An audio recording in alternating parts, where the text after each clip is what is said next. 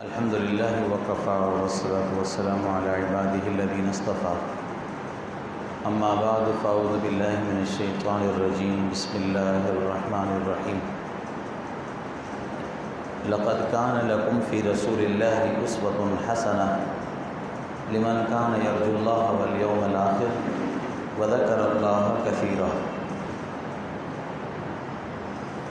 وقال تعالى في مقام آخر ان اللہ یأمرکم ان تؤدوا الامانات الی اہلها صدق اللہ العظیم وقال النبی صلی اللہ علیہ وسلم لا یؤمن احدکم حتی یکون ہواہ تبعا لما جئت به او کما قال علیہ الصلاۃ والسلام۔ گرامی قدر سامعین، محترم دوستو، ربیع الاول کا مہینہ چل رہا ہے۔ حضور اکرم صلی اللہ علیہ وسلم کی حیات طیبہ کے حوالے سے مختلف جگہوں سے کچھ نہ کچھ آپ علیہ السلام کی سیرت کے حوالے سے کچھ نہ کچھ باتیں سننے کو مل رہی ہیں۔ سیرت آپ علیہ السلام کی پوری زندگی کو کہا جاتا ہے۔ سیرت کے بہت سارے پہلو ہیں، ہر پہلو مستقل ایک عنوان ہے۔ لکھنے والوں نے حضور اکرم صلی اللہ علیہ وسلم کی سیرت کے ہر پہلو سے متعلق کتابیں بھی لکھی ہیں، بیان کرنے والوں نے بیان بھی کیے، شعر کہنے والوں نے اپنی شاعری کے اندر حضور اکرم صلی اللہ علیہ وسلم کی سیرت کو بیان کیا۔ آج کل کے زمانے کے حساب سے آپ علیہ السلام کی سیرت میں سے جو چیزیں ہمیں عمل کے لیے بطور نمونہ نینی ہیں، ان چیزوں میں سے ایک چیز میں آپ کے سامنے عرض کر دیتا ہوں۔ آپ علیہ السلام کی سیرت میں ایک پہلو ہمیں یہ ملتا ہے کہ انسان کو کسی بھی موقع پر انصاف کا دامن نہیں چھوڑنا چاہیے، چاہے مقابلہ اپنے کے ساتھ ہو، چاہے مقابلہ بیگانے کے ساتھ ہو، بہر صورت انسان کو شریعت کے دائرے میں رہنا چاہیے، اللہ کا حکم نہ ٹوٹے۔ یعنی ایسا نہ ہو کہ انسان اپنوں کی حمایت میں یا اپنے ذاتی مسئلے میں جب آ جائے تو دین، شریعت، سب چیزوں کو بھلا دے، پھر انتقام پہ آئے اور بس اپنا کام کرے، اور پھر دین کیا ہے یہ کچھ پتہ نہ ہو۔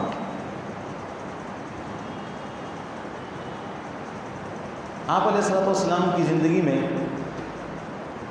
ایسے بہت سارے واقعات اور آپ علیہ السلام کی ایسی بہت ساری ہدایات ہیں کہ جس سے معلوم ہوتا ہے آپ علیہ السلام کے سامنے اپنے ہوں، بیگانے ہوں، ہر صورت میں اللہ کا حکم آپ علیہ السلام نہیں توڑتے تھے۔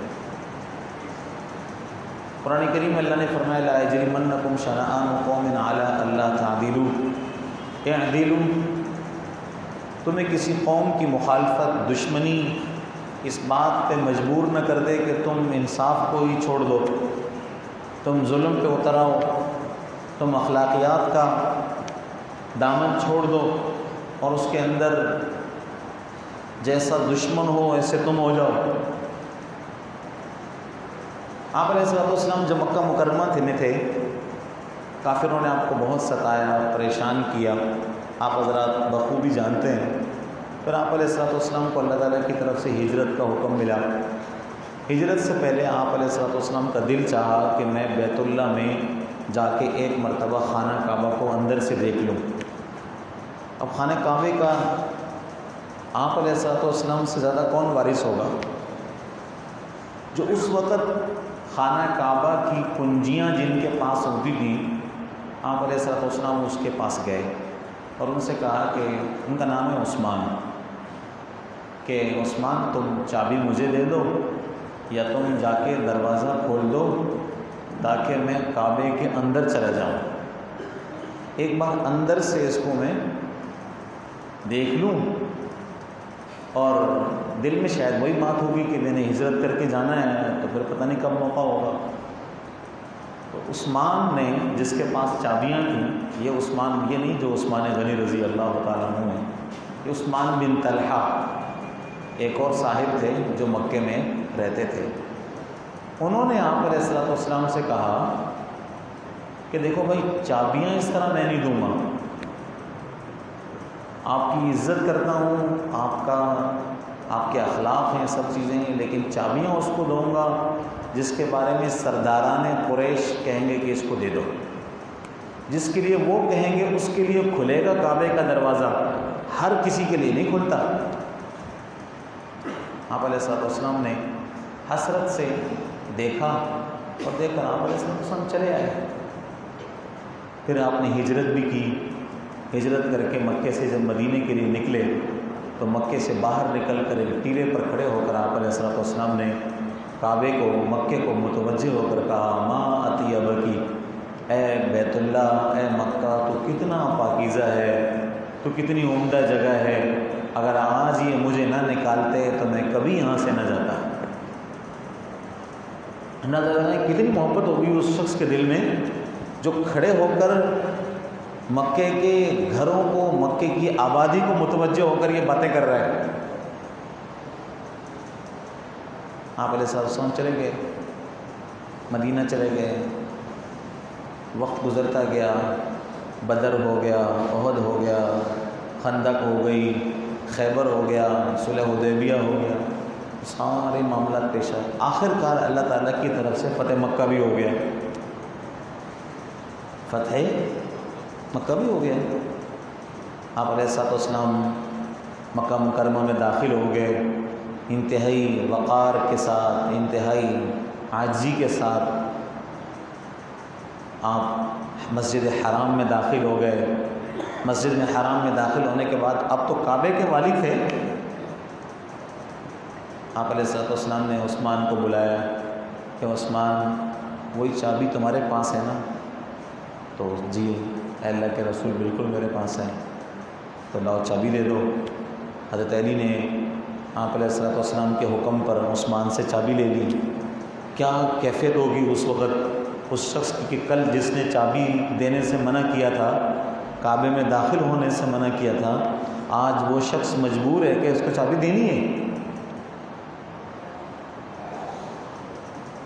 آپ علیہ السلام دو جملے تو کہہ سکتے تھے نا کہ عثمان، تم نے تو کل مجھے کعبے سے روکا تھا، آج تم اس پوزیشن میں ہو کہ روک سکتے ہو، آج میں تمہیں کعبے سے روک سکتا ہوں۔ آپ علیہ السلام یہ کہہ سکتے تھے۔ آپ علیہ السلام نے کچھ نہیں کہا، چابیاں لیں، بیت اللہ میں داخل ہوئے۔ داخل ہونے کے بعد آپ علیہ السلام نے اسے جتنے بھی بت رکھے ہوئے تھے ان بتوں کو گرایا۔ حضرت بلال، حضرت اسامہ دونوں آپ کے ساتھ تھے۔ جاء الحق وزهق الباطل ان الباطل کان زہوقا، یہ کرتے تھے، ایک بت کو گراتے تھے، پھر دوسری چھڑی دوسرے بت کو گراتے تھے۔ کعبے کے اندر رکھے ہوئے 360 بت آپ علیہ السلام نے سارے گرائے۔ پھر فرمایا زمزم کا پانی لے کر آؤ، کعبے کو آج دھو کے پاک کریں گے، ان بتوں سے پاک کر دیں گے۔ چنانچہ ان بتوں کو باہر نکال دیا گیا اور آپ علیہ السلام نے کعبے کو زمزم سے دھویا اور زمزم سے پاک کیا۔ پھر آپ علیہ السلام نے 2 رکعت نماز کعبے کے اندر پڑھی اور پڑھنے کے بعد آپ علیہ السلام باہر تشریف لائے۔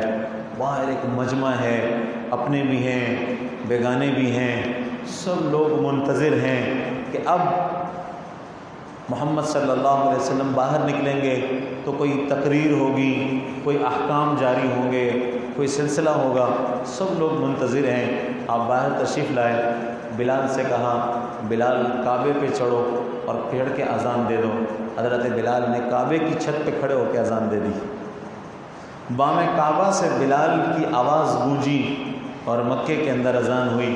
جب اذان ہوئی تو کچھ نوجوان بیٹھے ہوئے تھے جنہوں نے وہ پہلی مرتبہ آج مکے میں اذان سنی تو وہ بلال کی نقل کرنے لگے، بلال کی نقل کرنے لگے۔ آپ علیہ السلام نے کہا کہ ادھر سے آواز آئی ہے.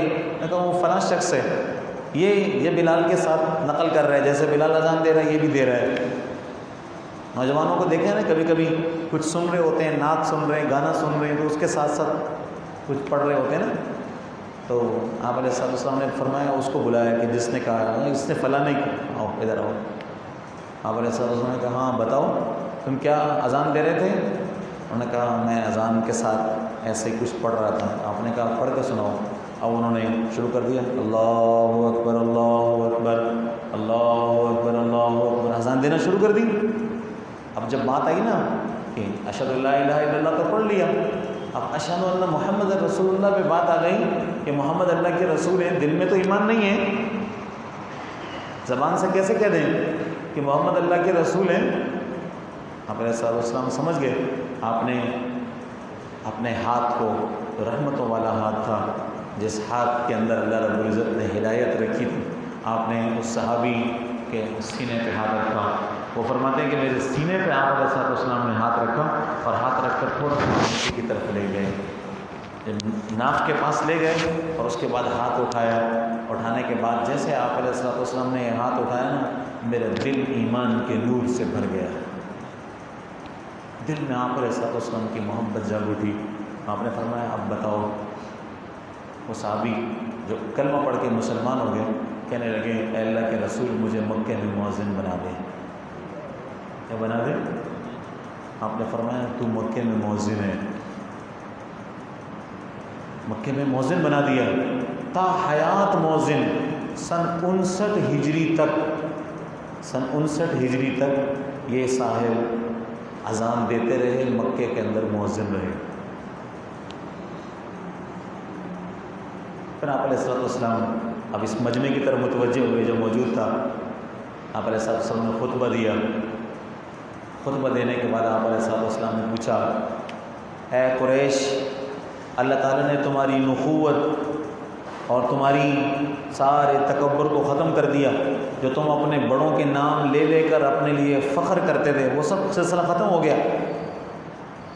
اب بتاؤ کیا خیال ہے تمہارا؟ اب میں کیا کروں گا؟ اب میں کیا کرنے کا ہوں؟ ظاہر ہے سب کپ کپا رہے ہیں.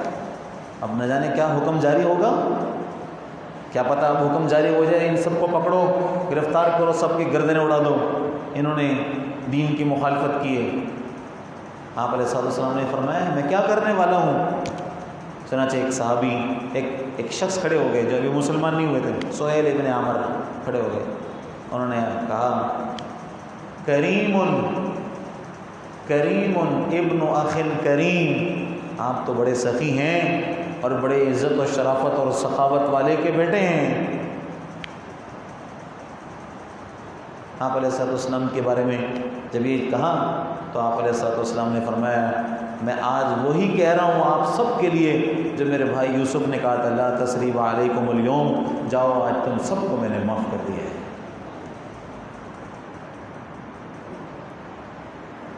یہ آپ علیہ السلام کا انداز. پھر وہ صاحب کہ جنہوں نے کل چابیاں دینے سے منع کیا تھا ہجرت کے وقت، آج تو چابیاں انہوں نے دے دی اس لیے کہ دینی تھی.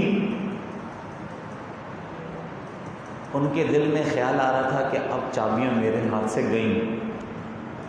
ظاہر ہے کل تک کا سلوک بتا رہا ہے کہ میں اس لائق نہیں ہوں کہ مجھے چابیاں دوبارہ دی جائیں. حضرت علی رضی اللہ تعالیٰ عنہ آئے، کہنے لگے اللہ کے رسول چابیاں ہمیں دے دیں تاکہ ہم کعبے کا نظام، مکے کا نظام، حجابت، سقایت، یہ ساری چیزوں کو سنبھال لیں. آپ علیہ السلام نے قرآن پاک کی آیت پڑھی ان اللہ یأمرکم ان تؤدوا الامانات الی اہلھا، اللہ تمہیں حکم دیتا ہے کہ جو چیز جس کی ہے، جو اس کا اہل ہے اس کو دے دو. تو یہ چابیاں میں نے عثمان سے لی ہیں، میں عثمان کو ہی دوں گا. پر میں بلاؤ عثمان کو. عثمان کو بلایا گیا اور بلانے کے بعد آپ علیہ السلام نے فرمایا ہا کی تالیدتاً خالدتاً، اے عثمان یہ چابیاں لے لو، یہ چابیاں لے لو، ہمیشہ ہمیشہ کے لیے لے لو. فرمایا قیامت تک تمہارا خاندان، ایک روایت کے اندر ہے، نسائی کی روایت میں فرمایا تم حق پر رہو گے اور تم سے کوئی شخص لے نہیں سکے گا، تم سے کوئی چھین نہیں سکے گا یہ چابیاں۔ زمانہ بدلتا رہا، زمانہ بدلتا رہا، اتوار بدلتے رہے، حکمران بھی بدلتے رہے، چابیاں آج تک عثمان کے خاندان کے اندر ہیں۔ دیکھیں آپ علیہ الصلوۃ والسلام نے ذاتی انتقام نہیں لیا کہ بھئی عثمان نے تو مجھے روکا تھا اسی کعبے میں جانے سے، لہذا میں چابی نہیں دوں گا۔ نہیں نہیں، میرے اپنے جذبات جو بھی ہیں، آپ علیہ الصلوۃ والسلام نے وہ کیا جو حکم تھا، ان اللہ یأمرکم ان تؤدوا الامانات الی اہلہا۔ میرے دوستو، آج ہمارے لیے اپنے ذاتی جذبات، اپنے ذاتی معاملات، سب چیزوں کو نظر انداز کر کے دین کو مقدم رکھنے کی ضرورت ہے۔ یہ سیرت کا پیغام ہے۔ یہاں پر اللہ تعالیٰ نے قرآن کریم میں کیا فرمایا؟ لَقَدْ كَانَ لَكُمْ فِي رَسُولِ اللَّهِ أُسْوَةٌ حَسَنَةٌ لِمَنْ كَانَ يَرْجُو اللَّهَ وَالْيَوْمَ الْآخِرَ۔ تمہارے لیے پیغمبر کی زندگی عملی بہترین نمونہ ہے۔ تمہاری زندگی کے گزارنے کے لیے بہترین آئیڈیل، بہترین نمونہ وہ پیغمبر علیہ الصلوۃ والسلام کی زندگی ہے۔ لیکن یہ اتنا آسان نہیں ہے، اتنا آسان نہیں ہے۔ اس کے لیے دو کام کرنے پڑیں گے۔ کتنے کام کرنے پڑیں گے؟ دو کام کرنے پڑیں گے۔ بہت اہم بات عرض کر رہا ہوں میں۔ ایک فرمایا لمن کان یرجو اللہ والیوم الآخر، امیدیں اللہ سے لگاؤ، آخرت سے لگاؤ، اللہ سے امید لگاؤ اور آخرت کا یقین رکھو۔ دنیا کا پھر سودا نہ چاہو، پھر تمہاری دنیا اچھی ہو جائے، دنیا تمہاری من چاہی ہو جائے، یہ مشکل ہے۔ اللہ تعالیٰ دے، دنیا بھی دے دے، دنیا کو اللہ تعالیٰ تمہارے لیے سازگار بھی بنا دے، وہ دینے والا ہے، لیکن تمہارے لیے پھر یہ مطمئن نظر نہ ہو کہ ہم دنیا کو سنواریں، ہم دنیا کو بنائیں، ہماری دنیا اس کی طرح ہو جائے، اس کی طرح ہو جائے، اس کی طرح ہو جائے۔ نہیں، تمہاری ساری امیدیں اللہ سے ہونی چاہیے اور تمہیں اللہ تعالیٰ کی طرف سے جو فیصلے ہیں آخرت کے حوالے سے اس پہ پکا یقین ہو جائے۔ ایک بات۔ دوسری چیز فرمایا وَذَكَرَ اللَّهَ كَثِيرًا، اللہ کا ذکر کثرت سے کریں۔ اللہ کا ذکر کثرت سے کریں گے تو پیغمبر علیہ الصلوۃ والسلام کی زندگی تمہارے لیے آئیڈیل اور نمونہ بن جائے گی۔ ہے کوئی جوڑ آپس میں؟ سمجھ میں آ رہا ہے؟ ہمارے بزرگوں نے بڑا عجیب نقطہ لکھا ہے یہاں پر کہ اللہ کا ذکر کرتے ہوئے زندگی گزرے تو زندگی پیغمبر علیہ الصلوۃ والسلام کی زندگی کی طرح بن سکتی ہے۔ اللہ کا ذکر کا مطلب کیا ہے؟ اللہ کے ذکر کا مطلب ہے کہ کبھی غفلت میں نہ گزرے، ہر دم دھیان اللہ کی طرف ہو، غفلت کی زندگی نہ ہو۔ غفلت میں جو وقت گزرے گا، غفلت میں جو انسان اپنی زندگی گزارے گا، وہ کبھی پیغمبر علیہ الصلوۃ والسلام کی طرح اپنی زندگی نہیں بنا سکتا۔ آج ہمارا سب سے بڑا المیہ یہ ہے ہمارے معاشرے کا کہ ہم ایسے بس اٹھ رہے ہیں، صبح ناشتہ کر رہے ہیں، اپنے کام پہ جا رہے ہیں، پھر آ رہے ہیں، پھر سو رہے ہیں، پھر جاگ رہے ہیں، پھر ناشتہ کر رہے ہیں، پھر کھا رہے ہیں، پھر جا رہے ہیں، پھر آ رہے ہیں، بس اسی دھن میں چل رہے ہیں۔ وہ کوئی آخرت کا کوئی منصوبہ ہی نہیں ہے، آخرت کا کوئی منصوبہ ہی نہیں ہے۔ دنیا کے اعتبار سے سارے منصوبے ہیں، آخرت کے بارے میں غفلت ہے۔